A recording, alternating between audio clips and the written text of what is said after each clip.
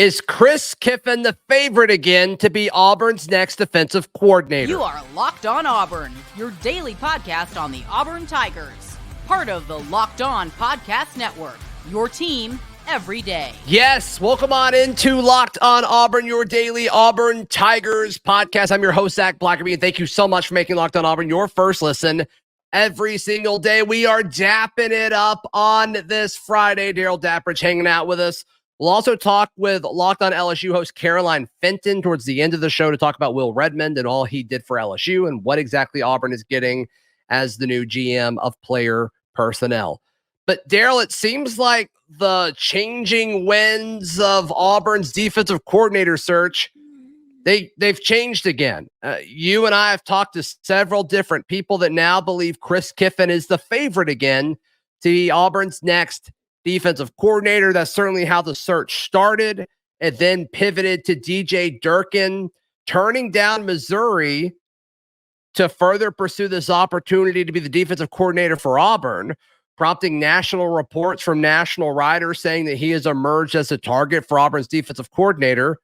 But there's a chance that the new favorite is Chris Kiffin, the former, or I guess the current, as we discussed this, the current linebackers coach for the Houston Texans. But Chris Kiffin, you and I have talked about Chris Kiffin before. I think this is the right move. Yeah, I have felt like it was Kiffin all along. I haven't wavered, even when the reports came out last week that Durkin became the clubhouse leader. Look, I'm not,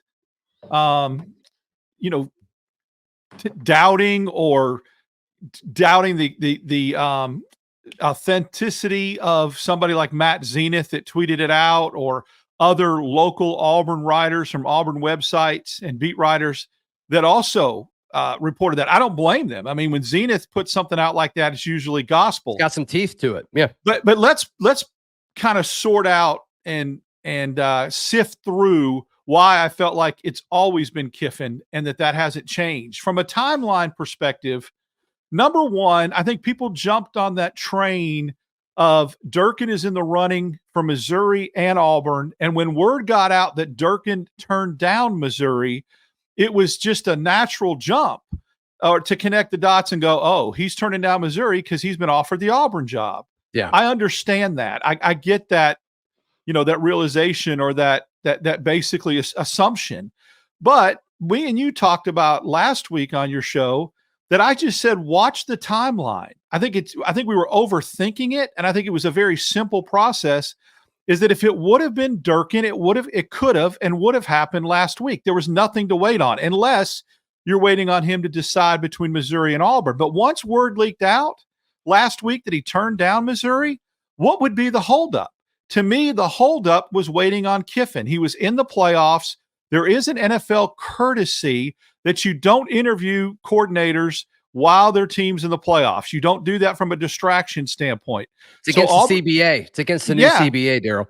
You can't do it. So Auburn waits till they're out of the playoffs officially, which was Sunday. You don't do it on a Sunday. You wait till Monday or Tuesday, and you formally sit down and have an in-depth conversation with Kiffin, which sources have told us happened. For the first time this week, they had some sort of serious conversation. Okay, then why not make the announcement Tuesday or Wednesday? Well, I think the reason is the Redmond situation took precedence. Hiring him, Hugh Freeze was on the road recruiting. And also, I've said this 1,000 times till I'm blue in the face. What's the rush? Yeah. You need somebody on staff to go recruit as a defensive coordinator? Well, you already have somebody on staff doing that in Charles Kelly. You had the luxury to wait. That's why I think it's always been Kiffin. Mm-hmm. The timing makes a ton of sense too, right? Because if it was Durkin, he would have been hired by now, right? And I guess as we record this Thursday night, I guess there's a chance it pops late Thursday. We'll see. But I feel like if Durkin was plan A, truly the number one option in Hugh Freeze's mind, I think they would have hired him by now. And it still could end up being DJ Durkin. We'll see. But in regards to what Hugh Freeze wants, I think plan A was Kiffin. And I think that's why this is stretched out as long as it has, because it had to, if that's exactly who he wanted. So we'll certainly see over the coming days. But this to me is about trust for Hugh Freeze. He trusts Chris Kiffin. They can finish each other's sentences. They both know what is needed and expected on the defensive side of the ball under a Hugh Freeze system. They work together at Ole Miss and were very, very successful by Ole Miss standards. And I just think when you look at everything that Auburn needs right now and what Hugh Freeze needs to propel this program forward is he needs to be able to trust guys to go out and recruit at a high level and not have to recruit everyone himself, Hugh Freeze's self. And so he can focus on the offensive game plan. I think Chris Kiffin checks all those boxes.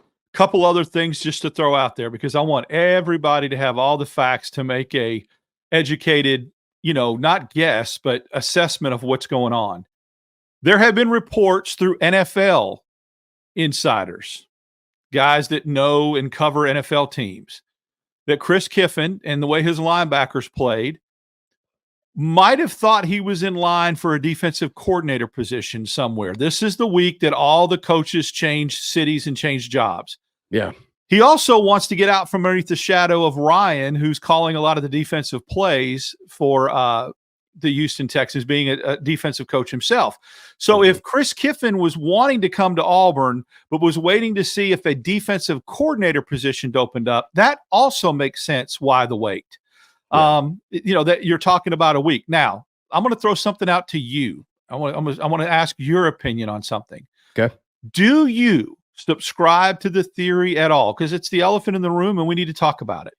That maybe it was Durkin, but there was significant pushback from a lot of people in the Auburn family, including Samford Hall, when that name leaked from Matt Zenith, because he came right out and said Durkin's going to be Auburn's next defensive coordinator last week.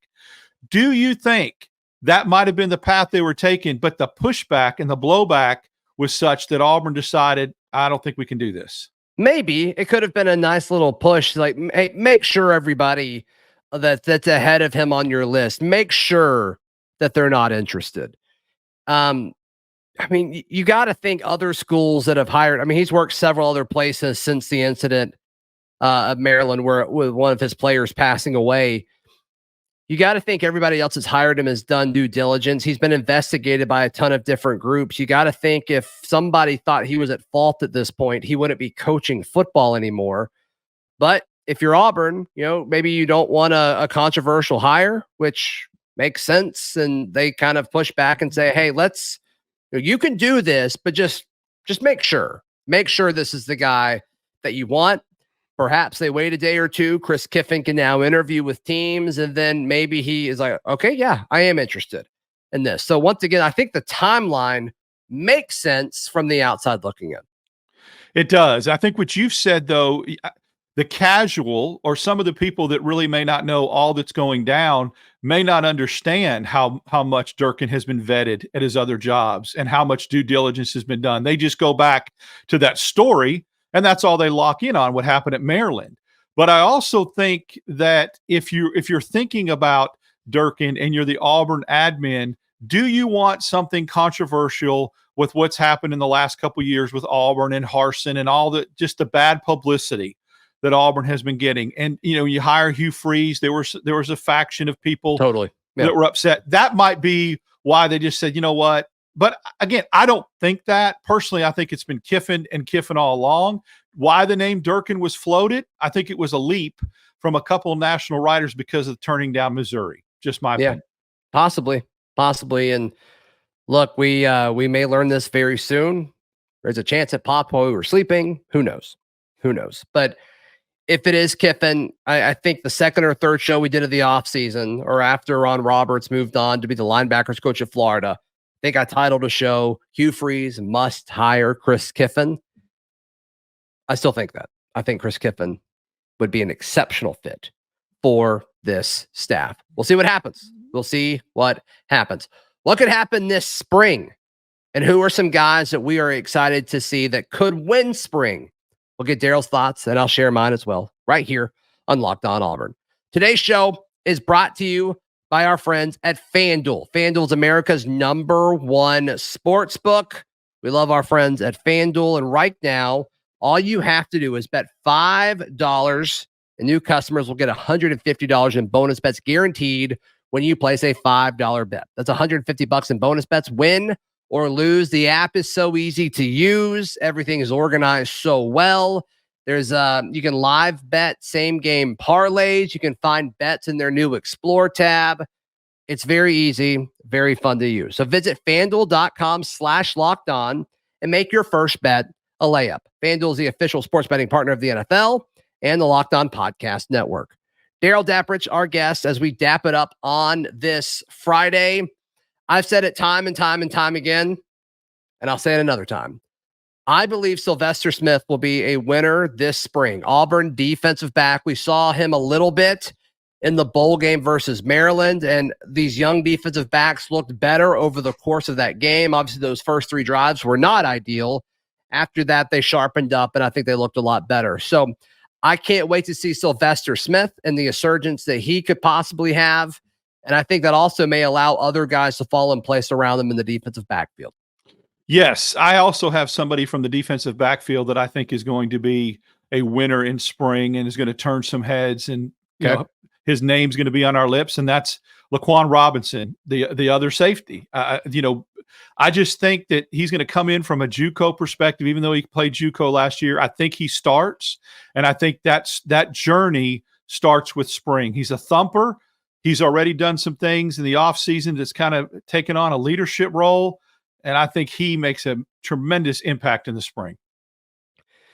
Yeah, the 2 starting safeties right now, it's going to be that might be the most intense and important battle. I do think there's going to be depth pieces that are battling out on the defensive line. They're going to be crucial as well. But I think a lot of that's going to be decided more in the fall than in spring. I think some of these starting safety spots could be decided in the spring, because a lot of the guys on the defensive line, I think you kind of need to see what their body does over the course of the summer as far as size goes, like TJ Lindsey, Malik Blockton, and all of that. But you don't really need that in the defensive backfield because you're not being pushed around by 300-pound humans. So it's just the starting safeties are going to be interesting. Like Jaron Thompson, like the transfer from Texas, like how does he fit in all of this? You got to think, with as much as he was playing at Texas, he's not transferring to sit on the bench. And so he must feel like the coaches portrayed a pretty clear path to playing time and probably starting. So how quickly can he pick up this defense, whatever defense Auburn is running whenever they hire a defensive coordinator? So the safety battle is going to be one of the biggest ones this spring. It's very nice to have these guys on campus for the spring. You just get so much more mileage out of them. And I tell you, when you talk about defensive line, I also feel like there will be a decided difference in the maturation and the transformation of a guy like Keldrick Falk too. I think he came in a man-child as a freshman, but I think we're going to see a decided growth from him from last year. And when we see him in the spring, he's going to look different too, I think. And he has a possibility to really grab hold of spring as well. Yeah, and I mean, if Keldrick doesn't take a big step forward, Auburn could be in trouble. I mean, you get McLeod back as a pass rusher, that's great, but McLeod and Marcus Harris were kind of the dudes that the offensive line had to focus on every play. You need at least 2. Or then you have the ability to really focus on McLeod and just McLeod. Right now, I don't think there's another guy on the defensive line based off of last year's production that you have to circle in an offensive game plan preparing to attack Auburn's defense. Keldrick Falk needs to be one of those guys that you have to circle him when you're watching tape of Auburn. If he does not turn into that guy quickly, I don't know who else could be that guy in 2024 up front for Auburn.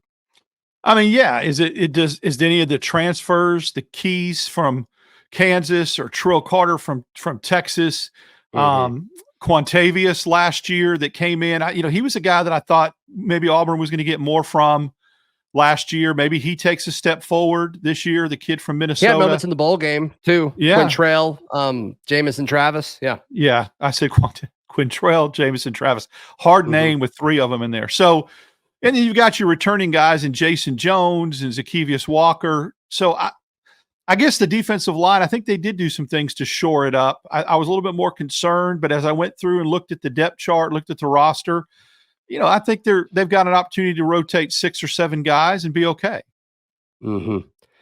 I think so too. I think they're going to go young, but as far as the balance, as long as their bodies are developed enough where they're not going to get pushed off the line, that's my biggest concern. So can these guys gain weight? I feel confident in their instincts and their ability just because that's been reported and talked about when you look at Malik Blockton and TJ Lindsey. But at some point, there's a reason you don't start a lot of freshmen on either side of the line of scrimmage, because at some point, it doesn't matter how smart or savvy or athletic you are, you have to have a body that can't be pushed around by another 300-pound man. And that's just hard to do as an 18-year-old. It's tough. But we've heard really special things about TJ Lindsey and Malik Blockton and Amaris Williams. So all of those guys are going to be worth monitoring. No question about it. Yeah, I think they'll get some quality snaps. And I think the guys we talked about, the seasoned veterans coming back, and then the guys that transferred in will get playing time ahead of them. These guys will be depth pieces that can kind of learn the trade with getting some snaps. You're not going to count on them to play a lot of snaps, hopefully. Right. But at some point, I think they may have to. So we'll see exactly what happens there. How does LSU feel about losing Will Redmond? Big part of building their roster. Auburn added him to be the general manager of player personnel earlier in the week. Darrell, how can people check out everything you've got going on before we jump into this conversation about Auburn's newest GM? You can follow me on X, DAP6410, Monday mornings and Tuesday afternoons, various shows on the Auburn Network, and then after basketball games, live with you, my friend. Yes. All right. So don't go anywhere. First, I want to tell you about our friends at Game Time. Game Time is the best way to buy tickets for your next live event. Look, you set your sights on an event and it can be stressful because you're like, I don't want to get ripped off. I don't want to overpay to go to this event. I just want to take the worry and stress out of it and just be excited about going to this concert or this game or whatever it may be. Well, download the Game Time app. It's the fast and easy way to buy tickets for all the sports, music, comedy, and theater events near you. Right now, all users get $100 off when they buy a big game ticket with Vegas 100. So if you're going to the big game, be sure to do that as well. Take the guesswork out of buying tickets with Game Time. Right now, all Game Time users get $100 off a big game ticket with code Vegas100. Terms apply, or again, download the Game Time app. Download Game Time today. Last minute tickets, lowest prices, guaranteed. Joining us now here on Locked On Auburn, Caroline Fenton, host of Locked On LSU. Caroline, hope you are well. The Tigers and Hugh Freeze, some headlines labeled it as a coup in bringing in former LSU staffer Will Redmond. From this perspective, this seems like a home run move for Hugh Freeze and the Tigers. It really is a home run move for Hugh Freeze and the Tigers. And for several reasons. Will Redmond is, an executive, and whatever label you want to put on it, whether it's director of football personnel, whether it's football general manager, whatever the title is, I think the duties and the responsibilities all kind of fall under the same umbrella. He's incredibly well respected across college football and specifically in the Southeast, just because of what he's done, kind of the path that he's taken. A couple of things that I think are really indicative of how good of I'll just call him an executive, that Will Redmond is. First and foremost, he came to LSU in 2021. Brian Kelly came into LSU in 2022. When Brian Kelly came in, he really, for the most part, cleaned house, whether it was the coaching staff or whether it was the front office staff. And, to be fair, Brian Kelly did maintain some members of the staff, front office or on the field, Brad Davis being one of them, offensive line coach, who served as the interim head coach in the bowl game once Coach O was fired, and several members of the recruiting staff, just because Brian Kelly, new to Louisiana, new to the Southeast, maintained a lot of pieces that were in place. Will Redmond was one of them. And I think that shows just how well respected he was around the building and how much of an asset Brian Kelly viewed Will Redmond. So that's one thing. And the second thing is look at LSU's recruiting. I know that Hugh Freeze has been on an absolute tear, and Auburn fans have every reason to be excited about the way that Hugh Freeze has been recruiting in Auburn. But LSU just landed the number one quarterback in the 2025 class, the number one running back in the 2025 class, and the number one receiver in the 2025 class. They've had top 10, top 15 recruiting classes ever since Brian Kelly got there. One big topic of concern that I had, maybe some other LSU fans had, was can Brian Kelly recruit in the SEC? Like, can he recruit in the state of Louisiana? That hasn't been a concern. He's locked up the state of Louisiana. You have the number one class in 2025. How much did Will Redmond have to do with that? That I can't answer. Like, I doubt that there are 16, 17-year-old kids across the country that are committing to LSU because of the director of football personnel. Like, let's be honest, it's the coaches, it's the relationships. But overall, that's a foundation that Will Redmond has helped build on the recruiting side of things. It's always interesting in different fan bases, like which figures within the athletic department are known throughout the fan base that aren't necessarily like on-field staff. Does the average LSU fan, like, were they aware of Will Redmond and his importance at LSU?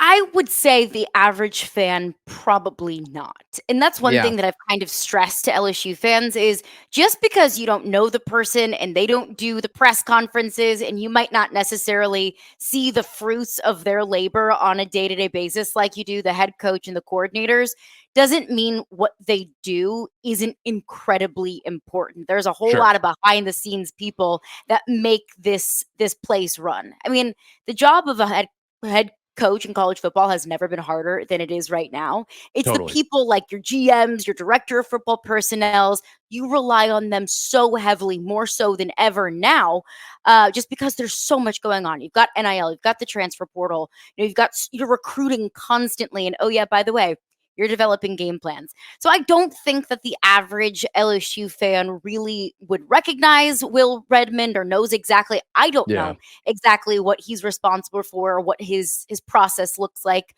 on a day-to-day basis. But just seeing the entire program as a whole and how well run it has been since Brian Kelly has got there, mostly credit to Brian Kelly, but those things don't happen unless everyone, whether it's, the custodians, the people that are preparing meals for the players and the director of football personnel, unless everyone is kind of all bought into the same vision. The report that came out first, Football Scoop, was the first I saw to publicly break this news, Caroline. And in their article, in their report, they kind of gave him a lot of credit for scouting Jaden Daniels, who was pretty good. He was pretty good in the transfer portal. I'm sure you know that way better than I do. Yeah, he was okay. Do you buy that? Do you buy that he was involved in the scouting of the eventual Heisman winner? I'm sure he was. How involved was he in the scouting, recruitment, and eventually landing Jaden Daniels? Like, that's what I can't answer, because sure, you can give credit to anyone if he says, look, I think that this guy from Arizona State looks pretty good, but here's a list of 15 other quarterbacks that could potentially be in the transfer portal that we could also take a look at. So I absolutely do believe that he was involved in scouting Jaden Daniels, because I don't think that the director of player personnel isn't at all involved in scouting the next future quarterback. But was he entirely responsible for landing Jaden Daniels in Baton Rouge? Right. That I have kind of a hard time with. And I did see the Football Scoop article. It's been called a coup, been raiding LSU staff. All the credit in the world to Will Redmond, because I think that Auburn is getting an incredibly good one. But it is important to look at, as I said, it's a feather in Will Redmond's cap that he's kind of spanned two different coaching staffs. There's inherently some difficulties when you go from one staff to another, when there are different visions from one staff to another, when your role might be different from one staff to another. So while it's definitely a loss for LSU, I don't know if I would necessarily categorize it as a raid or a coup, when maybe it's just different directions are being taken within the football program. Yeah, a coup kind of has a different connotation to it. And it's like, it just kind of feels like Auburn and Hugh Freeze came in and offered him more money is kind of what And that I could very read well it as. So it I could don't have been know. money. Yeah, It could have been a role that he's being offered at Auburn that he's wanted, sure. that he didn't have the opportunity at LSU. All of those things absolutely can be the case. But I think Yeah. overall, what you're getting is a really good guy who has great relationships and a great reputation all across the Southeast. So just quickly, Caroline, obviously up here in Auburn, we're very excited about the Nick Saban era ending at Alabama. How do you think that impacts, how's LSU looking at this? And how do you think the rest of the SEC is looking at this? I look at it like, look, Kirby Smart now I think is, especially with Jim Harbaugh going to the Chargers, Kirby Smart now feels like the face of college football. And you could add Sark into that conversation. I guess Dan Lanning, if you want to throw them into that conversation.